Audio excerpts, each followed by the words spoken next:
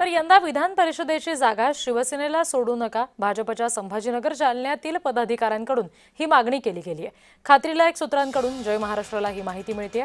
भाजपच्या वरिष्ठ नेतृत्वाकडे या संदर्भातली मागणी केली गेलेली आहे।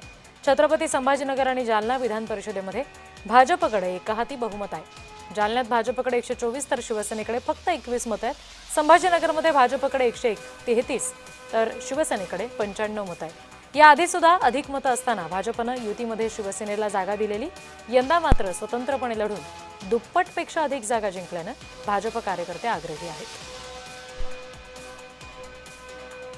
तर एकंदरीत या विधान परिषदेच्या सगळ्या गणितांसंदर्भात प्रतिनिधी ज्योत्स्ना गंगणे आपल्याला आणखी तपशील देतील। ज्योत्स्ना,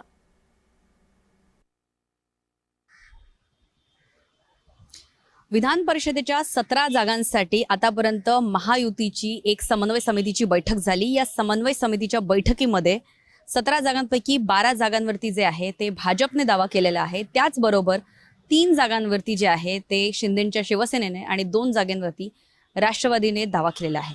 मात्र या जर 17 जागांसाठी जर पाहायला गेलं तर मोठा भाऊ म्हणून जरी भाजपने 12 जागांचा दावा जरी केला असेल तरी महायुतीच्या विधान परिषदेच्या जागांना घेऊन जो आहे तो पेच कायम आहे, तिढा जो आहे तो कायम आहे। प्रत्येक आमदार जे आहेत त्यांनी प्रत्येक जागांसाठी जे आहे ते ताकद लावलेली आहे। मात्र संख्याबळाच्या आधारावरती आणि त्याचबरोबर येणाऱ्या 2029च्या लोकसभा आणि विधानसभेच्या निवडणुकीच्या अनुषंगाने जे आहे ते या 17 विधान परिषदेच्या जागा ठरवल्या जातील असं सूत्रांकडनं माहिती मिळते। त्याचं कारण असं आहे कारण ज्या जागांवरती जो उमेदवार जास्तीत जास्त 2029ला आमदार खासदार निवडून आणू शकतो, ज्याच्या मागे मोठा जनसंपर्क असेल, ज्याच्या मागे मोठा जनसमुदाय असेल, अशाच नेत्यांना जे आहे ते संधी देण्यात येईल अशा प्रकारचं एक बेसिक सूत्र जे आहे, एक बेसिक आपण म्हणू शकतो की क्रायटेरिया जो आहे तो महायुतीने ठरवला असल्यामुळे तिन्ही नेत्यांच्या, जसं सांगितलं की मुख्यमंत्री आणि दोन्ही उपमुख्यमंत्री यांच्या नेतृत्वात जी समन्वय समितीची बैठक होईल